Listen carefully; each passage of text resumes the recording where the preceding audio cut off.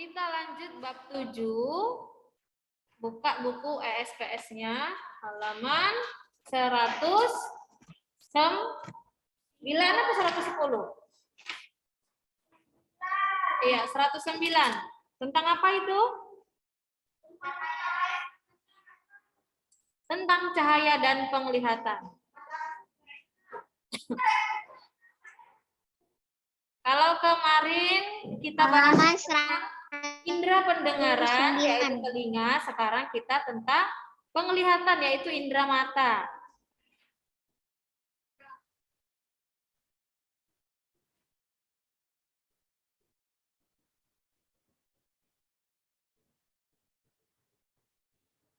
Oh iya, Miss hampir lupa. Miss belum absen. 109.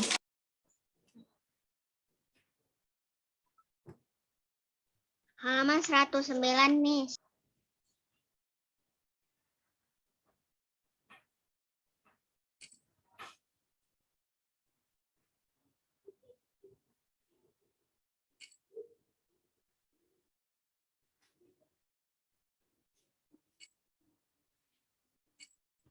Oke, sudah.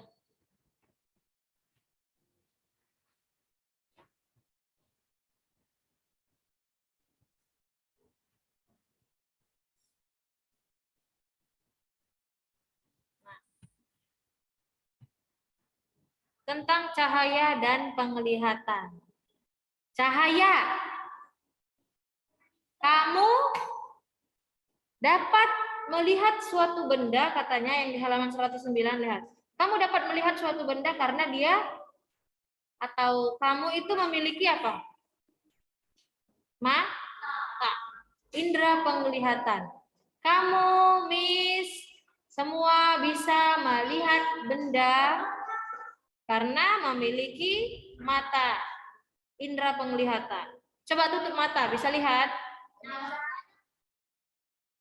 Gelap semua. Coba tutup matanya. Bisa lihat? Atau coba tutup satu matanya. Tutup satu. Bisa lihat?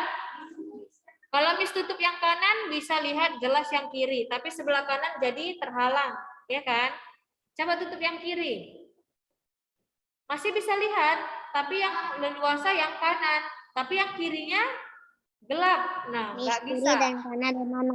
Iya. Jadi kita bisa melihat karena kita punya mata. Kalau mereka yang tidak bisa melihat itu berarti matanya ya tidak sehat ya, ada gangguan pada matanya berarti.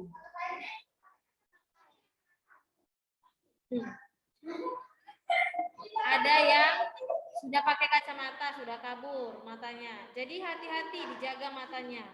Kamu bisa melihat karena punya indera penglihatan. Nih. Kalau kamu tutup matamu gelap, tidak bisa melihat. Kalau dalam keadaan gelap gimana? Berani nggak jalan? Enggak. Saat mati lampu malam-malam, bisa jalan? Bisa jalan, tapi takut kan? Mau melangkahkan kaki itu pasti rasanya takut. Padahal sebenarnya nggak ada apa-apa di kamar kita, ya kan? Takut aja nanti nabrak orang, nabrak meja, nabrak apa gitu. Pasti takut. Karena kita tidak bisa melihat. Lalu apalagi dikatakan di sana? Benda yang ada di sekitar kita dapat kita lihat apabila ada cahaya yang mengenai benda tersebut. Mata kita bisa berfungsi saat kita bisa melihat benda tersebut terkena cahaya dia. Coba saat gelap, mati lampu. Ada yang bisa kamu lihat? Walaupun matamu dibuka, saat mati lampu, ada yang bisa dilihat? Ada? Nggak bisa dong. Karena apa? Tidak ada cahaya. Jadi cahaya itu akan mengenai benda, nanti bendanya akan memantulkan cahaya tersebut yang bisa membuat kita bisa melihat benda. Benda-benda yang ada di sekitar kita akan bisa kita lihat karena dia terkena cahaya matahari atau lampu atau sumber cahaya apapun. Kalau mati lampu, kalau malam hari, walaupun mata kita buka, tidak bisa lihat apa-apa. Jadi dua ini saling berhubungan ya. cahaya dengan penglihatan. Sama dengan telinga yang waktu kemarin. Kalau benda tidak bergetar, ada yang bisa kamu dengar? Sunyi semua. Harus ada getaran baru bisa kamu dengar. Terus, kalau ada getaran tapi nggak punya telinga atau telinganya rusak, bisa didengar? Enggak. Jadi dua ini saling berhubungan ya. Kalau mata itu berhubungan dengan cahaya. Kalau telinga berhubungan dengan getaran. Oke, good. Lanjut. Nih. Bisa lihat dia. Karena punya indera penglihatan atau punya mata. Dapat kamu lihat benda-benda di sekitarmu saat terkena sinar atau cahaya. Ya. Lanjut, masuk ke halaman 110. Cahaya di sekitar kita. Coba buka bukunya.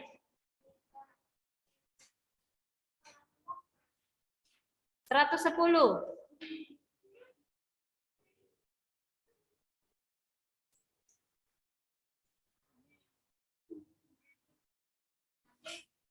Justin Grayson, coba baca Justin Grayson. Cahaya di sekitar kita.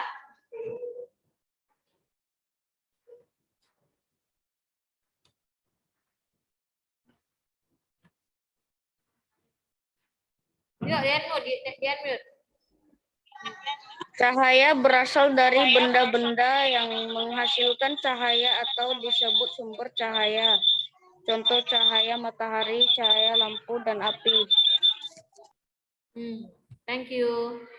Cahaya di sekitar kita. Cahaya yang berasal dari benda yang menghasilkan cahaya, kita sebut dia sumber cahaya. Apa saja sumber cahaya yang kamu tahu? Lampu, lalu apa? Api, iya. Terus matahari. Apalagi yang menghasilkan cahaya? Senter, iya. Benda-benda ini dia menghasilkan cahaya. Sinar handphone kamu, ya, dia mengeluarkan cahaya. Berarti kita sebut dia sumber cahaya. Matahari. Tidak semua benda menghasilkan cahaya. Ini meja enggak, ya kan? AC tidak. Kayu pensil tidak. Kain tidak.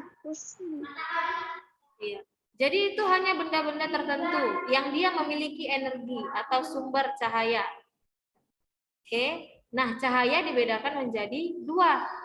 Coba baca Filbert Gotawa. Yang di slide, cahaya dibedakan menjadi dua. Filbert Gotawa baca ini. Cahaya dibedakan menjadi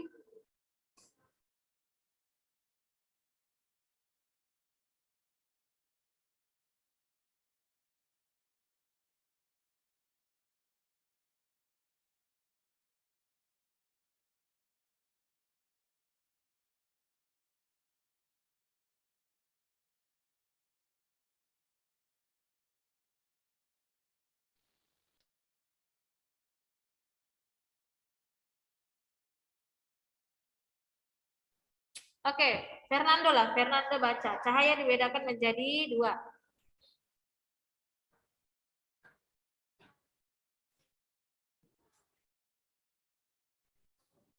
Yuk, Fernando.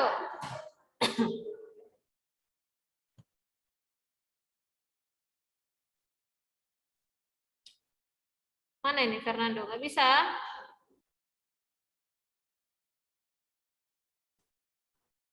Yara, yuk Yara, baca Yara.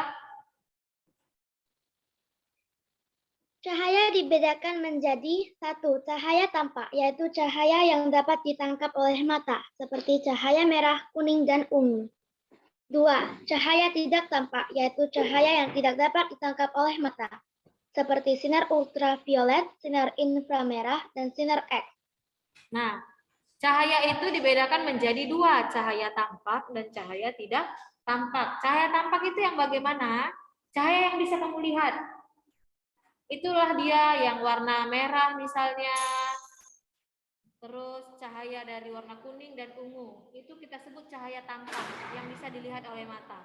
Lalu cahaya yang tidak tampak yang bagaimana nih? Yang tidak bisa ditangkap oleh mata itu adalah sinar ultraviolet, sinar inframerah, dan sinar X.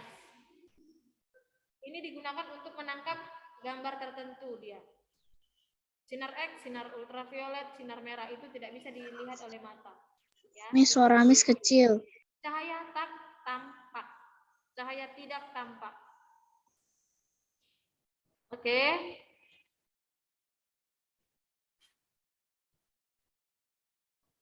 Lanjut kita ke sifat-sifat cahaya.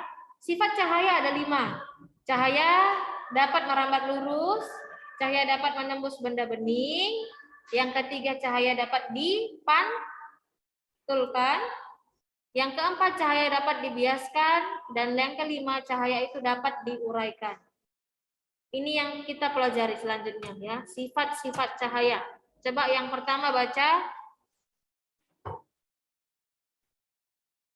Grace Valencia. Cahaya dapat merambat lurus. Jocelyn Jin nggak baca. Cahaya dapat merambat lurus, berkas cahaya merambat lurus. Contoh, cahaya matahari yang menembus jendela. Cahaya lampu sorot di lapangan sepak bola. Berkas cahaya di proyektor film yang dipancarkan ke arah layar. Cahaya daya lampu senter.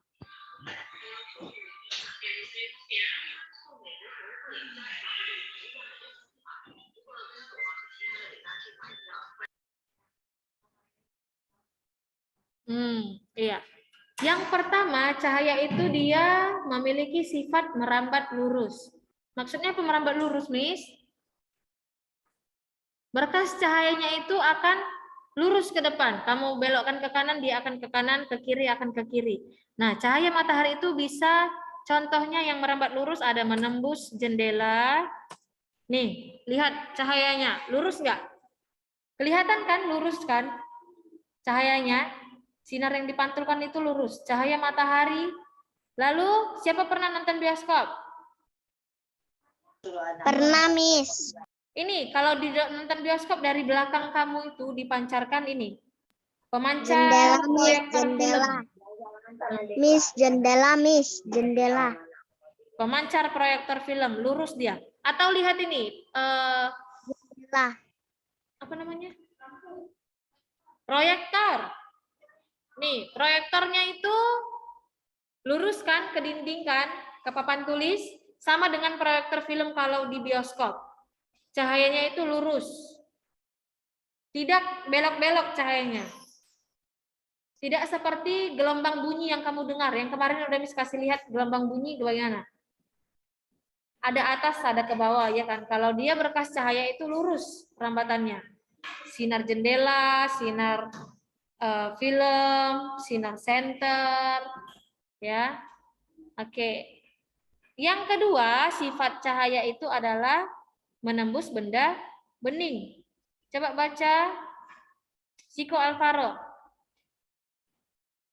Cisco Alvaro nomor 2, cahaya dapat menembus benda bening.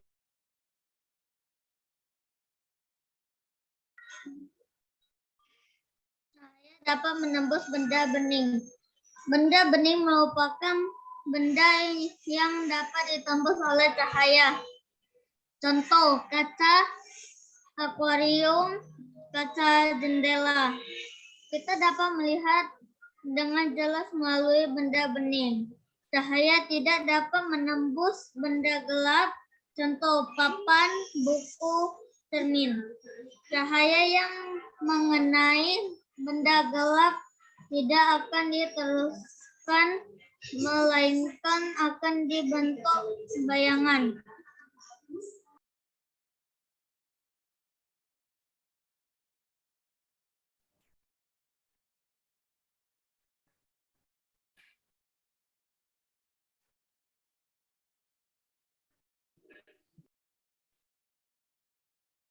Iya, thank you. Cahaya dapat menembus benda bening. Maksudnya apa benda bening?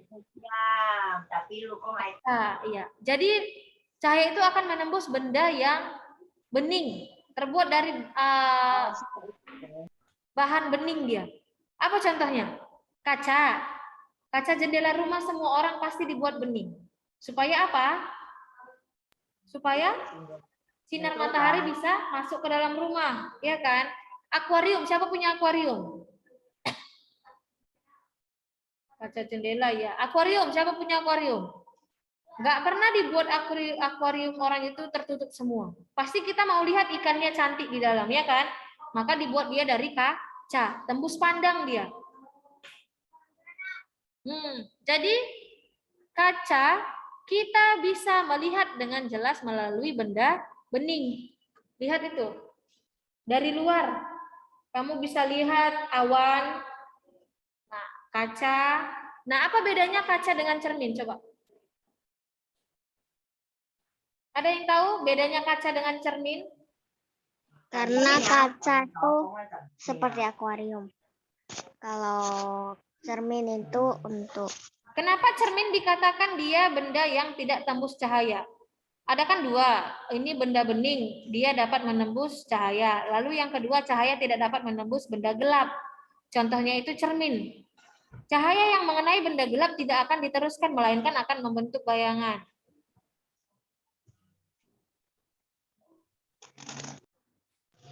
Cermin itu dia kenapa termasuk benda gelap? karena dia tidak bisa mengeluarkan cahaya. Karena dia tidak bisa ditembus cahaya. Coba kamu punya kaca atau cermin, lihat ini cermin. Di belakang cermin itu ada dilapisi seperti dicat misalnya, kita katakan. Atau dilapisi benda. Jadi dia akan memantulkan bayangan kita, tidak meneruskannya. Kalau kaca, lihat kaca jendela, itu kan bening kan, tidak ada di satu sisinya yang dilapisi dengan cat misalnya. Iya enggak? Iya kan? Kalau nanti kamu ke rumah, coba lihat kaca kamu atau cermin kamu. Yang mengkilat itu hanya satu sisinya. Belakang sisinya itu kalau cermin, dia ditutup oleh benda lain. Supaya bisa kita lihat pantulan bayangan kita. Itu cermin. Kalau kaca, tidak ada yang melapisi. Baik sisi satu maupun sisi satunya lagi. Bening, tembus cahaya, ya. Maka kalau kamu senter, misalnya, kamu arahkan senter di sini, ya. Nanti cahayanya gimana? Akan tembus, ya. Akan tembus kalau tidak ada penghalangnya. Kalau ini ada penghalangnya ya, ada tanaman air. Berarti cahayanya nanti tidak akan tembus. Yang tembusnya dari sela-selanya saja. Nah, itu nanti cahayanya akan tembus. Lihat ini. Kaca jendela, ada yang tembus, ada yang tidak tembus kan? Nah, berarti ada sekatnya di sini. Kalau mengenai kaca yang bening, sinarnya akan tembus. Itu dia. Nah, apa yang terjadi pada benda yang tidak tembus cahaya? Cahayanya akan bagaimana? Apa ini yang di belakang gelas? Pantul. Apa ini yang di belakang gelas? Bayangan. Dia akan membentuk bayangan. Cahaya yang mengenai benda gelap tidak akan diteruskan cahayanya, melainkan akan berhenti sampai di situ dan akan membentuk bayangan. Sama nanti kalau kamu punya akuarium, coba center, nanti ada sebagian dia yang akan tembus, sebagiannya lagi terhalang oleh benda gelap. Gitu, oke?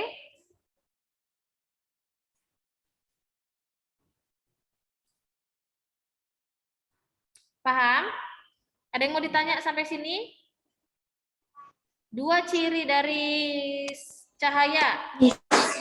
Paham ya? Cahaya itu dapat menembus benda bening. Tapi kalau benda gelap, dia nanti akan membentuk bayangan. Nah, yang ketiga, cahaya itu dapat dipantulkan. Coba baca yang di rumah, siapa yang mau? Rio, Anastasia. Nomor 3. Yang di sekolah si Rio.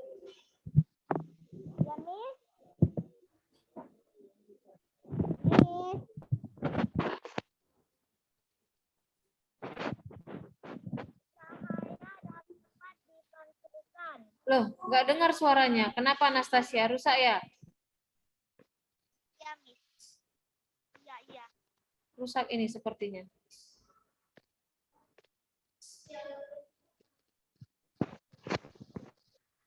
Arisa baca, Arisa. Cahaya dapat dipantulkan. Yuk. Cahaya dapat dipantulkan pada benda-benda yang memiliki permukaan yang mengkilap seperti permukaan air dan cermin. Pemantulan cahaya dibedakan menjadi pemantulan baur dan pemantulan teratur. Pemantulan baur jika cahaya mengenai benda yang memiliki permukaan kasar dan bergelombang. Hal ini mengakibatkan sudut sinar datang tidak sama dengan sudut sinar pantul, sehingga bayangan benda yang dihasilkan tidak serupa dengan benda aslinya. Pemantulan teratur. Jika cahaya mengenai benda yang memiliki permukaan rata dan mengilap, hal ini mengakibatkan sudut sinar datang sama dengan sudut sinar pantul. Misalnya, pemantulan pada cermin dan permukaan air yang tenang. Oke, sudah. Thank you. Cahaya dapat apa katanya? Dipantulkan. Yang ketiga, setelah tadi cahaya itu bisa tembus sama benda yang bening, ada cahaya bisa dipantulkan. Contohnya apa? Itulah dia pada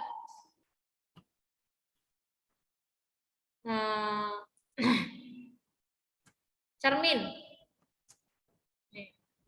Itu karena ada cahaya yang dipantulkan. Coba. Cahaya itu dapat dipantulkan pada benda yang memiliki permukaan yang mengkilat, katanya. Harus benda yang mengkilat. Tidak semua benda bisa memantulkan cahaya. Coba kamu lihat di buku ini. Ada yang dipantulkan. Kalau kilat dia bisa memantulkan cahaya. Kalau Miss, karena buku Miss dilapisi oleh plastik yang mengkilat. Nah, ada yang kelihatan pantulannya sedikit. Coba lihat.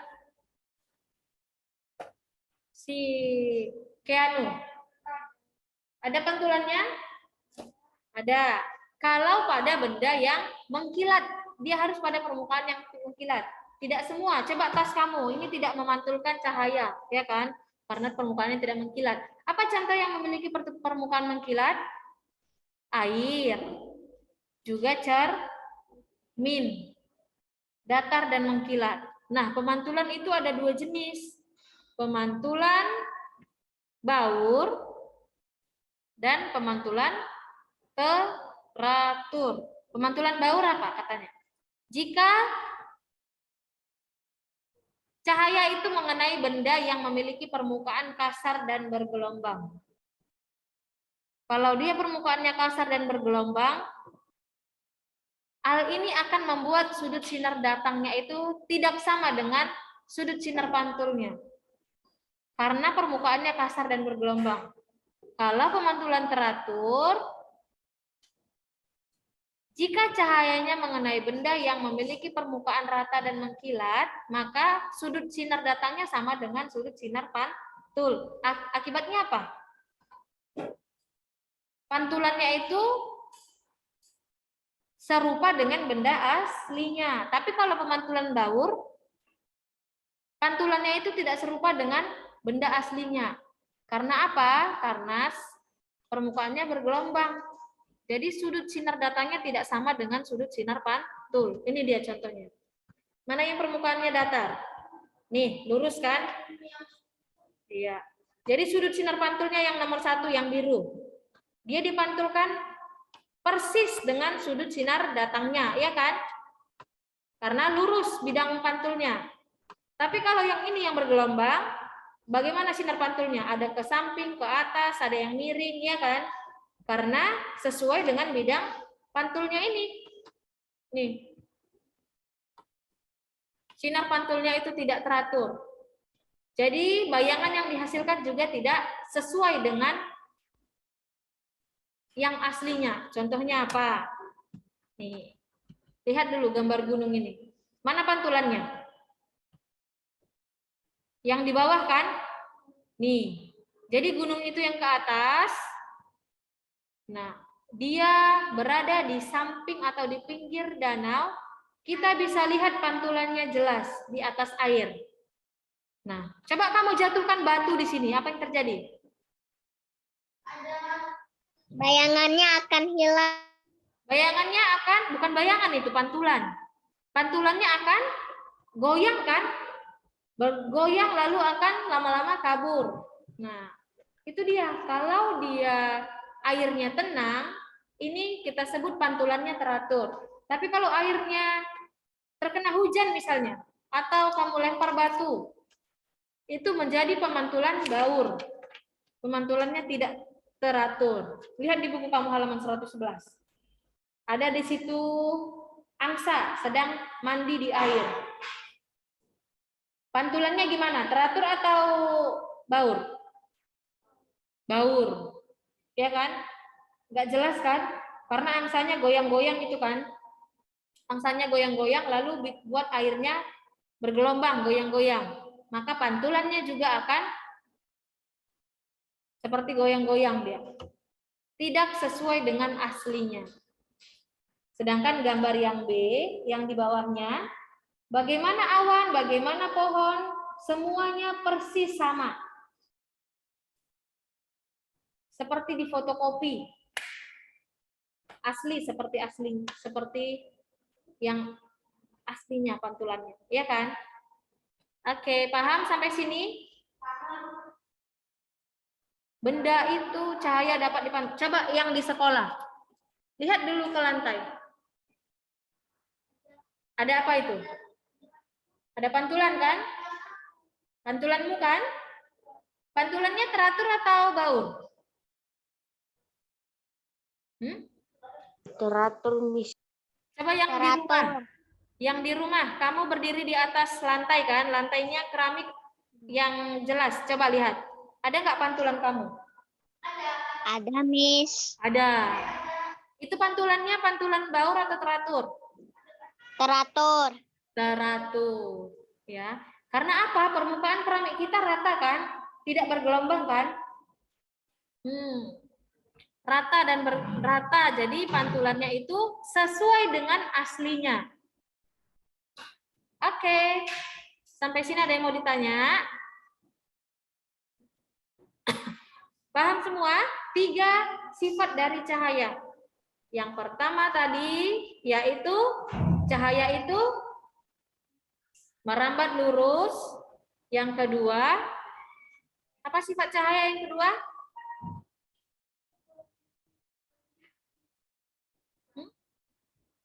Apa sifat cahaya yang kedua? Menembus benda bening. Yang ketiga apa, Fiorella? Sifat cahaya. Yang ketiga apa?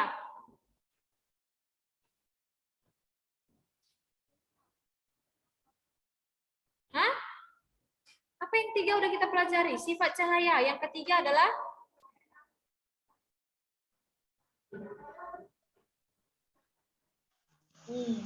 Cahaya dapat dipantulkan. cahaya dapat dipantulkan. Oke. Pelajaran kita sampai di sini. Miss absen dulu sekali lagi. Ada yang mau ditanya tentang cahaya?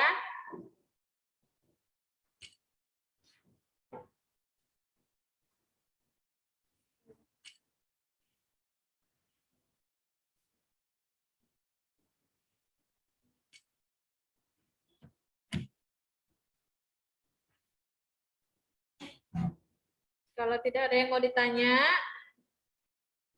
kita lanjut di pertemuan berikutnya ya, hari Jumat. Oke. Bye, kelas 4C.